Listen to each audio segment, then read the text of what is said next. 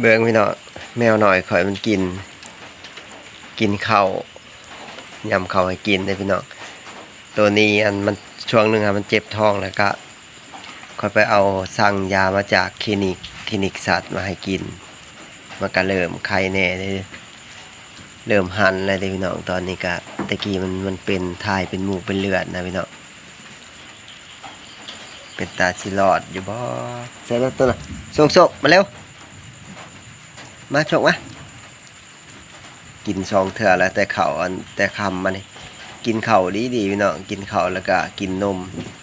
กับอาหารนั้นอาหารแมวนะค่อยซื้อมาให้กินมาเร็วกินข้าวท้องจนปุ้งเลยเบิ่งความมันใหญ่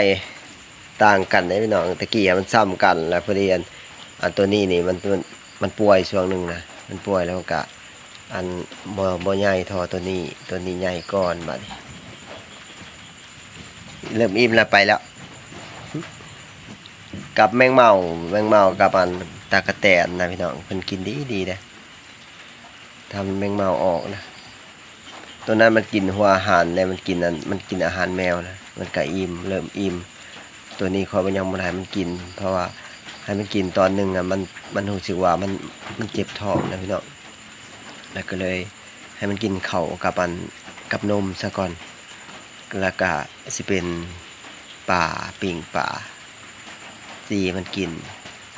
อย่างอื่นก็ยังบ่ทันได้ให้มันกินนะพี่น้องกินข้าวคือมาหน่อยนี่ยามมันกินอันนี้โจกมาเร็วมานี่เพิ่นอิ่มแล้วเพิ่นไปเว้ยปล่อยก่อนสินอนก็ต้องปล่อยก่อนจังขังไว้ถ้าบ่ปล่อยมันก็ห้องนึงเนาะปล่อยมันเลยลิ้นกัน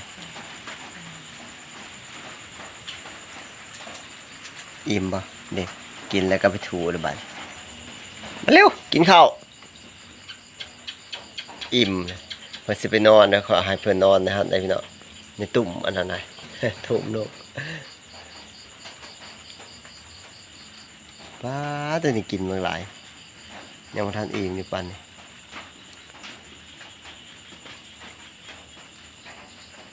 มาส่งมา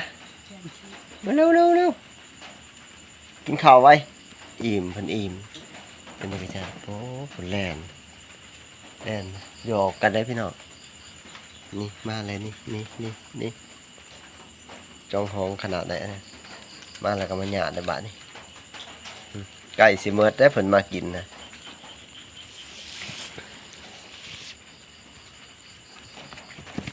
ไปแล้ว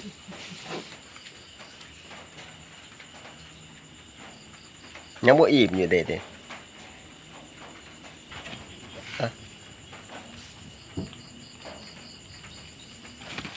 สิไปใส่ละบาทนี่เฮ้อเพิ่นนะ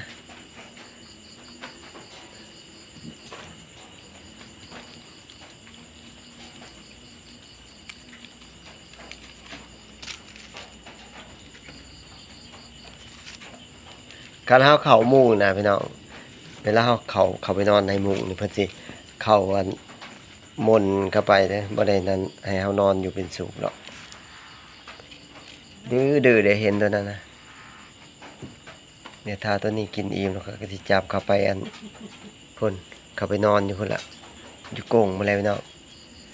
ถ้าบ่จับมันเข้าไปนอนอยู่กรงมันมานอนนำข่อยนี่มากกันนอนนำคนขนาดเด้พี่น้องเอ้ามาแล้วมันทั้งละเอาเข้าไปยังบัดนี้ในบ่นอนนะ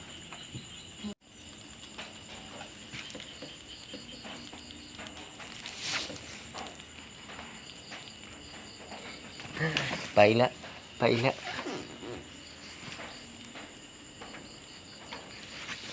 ป้าเขาบักลายเลยพี่น้องมันกินเกือบเมือดนะ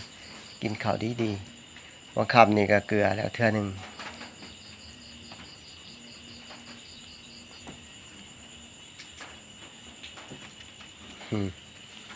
เล่นไปเล่นมาอยู่โอ้ย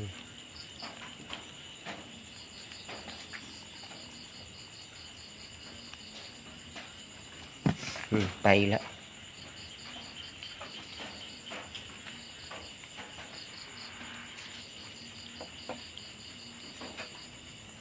ถูได้บาทนี่ ตัวนี้นะเป็นตาแพงแหงเป็นอ้วนแล้วก็ใหญ่ไวแต่ขาดคอยให้กินอาหารแมวเบิ่งท้องมัน